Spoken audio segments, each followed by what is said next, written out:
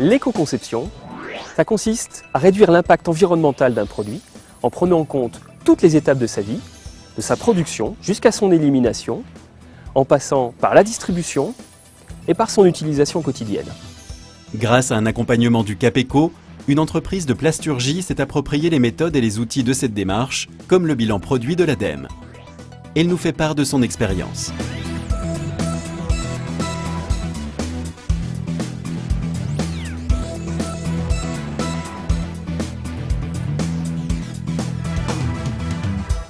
Dans les secteurs du bâtiment et de la construction, évaluer l'impact environnemental des produits est devenu une nécessité. Alors, quand nous nous sommes lancés dans l'éco-conception, c'est avant tout pour disposer des outils et des repères qui nous permettent de nous positionner sur le plan de l'environnement. La démarche de l'éco-conception nous a permis d'identifier les axes sur lesquels nous devions nous améliorer.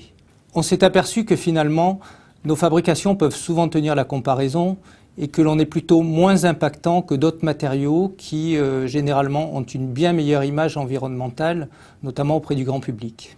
Nous utilisons le logiciel bilan produit proposé par l'ADEME pour comparer les produits Ondex selon les 8 facteurs dont la toxicité, la consommation de ressources, l'acidification ou encore l'effet de serre. Malgré ce qu'on puisse penser par rapport à la réputation du PVC, nos matériaux sont des matériaux légers qui peuvent concurrencer au niveau éco-conception le bois ou encore certains métaux. Nos produits demandent des qualités de résistance et de durabilité et il existe assez peu de matériaux de substitution. C'est principalement au niveau de la formulation que nous pouvons agir en supprimant certains composants comme les stabilisants au plomb ou au cadmium. Nos produits ne nécessitant aucun entretien durant la phase d'utilisation, le plus gros effort à faire pour limiter les impacts sur l'environnement, c'est sur le recyclage en fin de vie. Comme nos produits sont utilisés un peu partout dans le monde, c'est principalement la réglementation dans chaque pays qui peut faire évoluer les choses. À notre niveau, pour soutenir et encourager le recyclage en fin de vie et boucler la boucle, nous travaillons à l'incorporation de matières recyclées dans nos fabrications. Ce n'est pas encore possible pour les produits transparents, mais nous sommes en train de le mettre au point pour la gamme opaque. Grâce à notre démarche de recherche et à notre volonté de réduire l'impact environnemental de nos produits, nous avons réussi à fabriquer des éléments pour la façade ou pour le bardage sans métaux lourds en incorporant 80% de produits recyclés.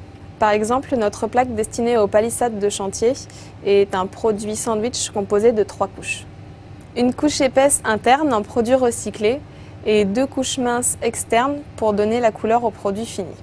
Et bien sûr, les caractéristiques fonctionnelles des produits fabriqués à base de recyclés sont strictement identiques à celles des produits fabriqués à base de matières vierges. L'accompagnement éco-conception mis en place par Alizé Plasturgie est arrivé au bon moment pour notre entreprise, car nous ressentions vraiment la nécessité d'intégrer l'éco-conception dans notre démarche d'innovation.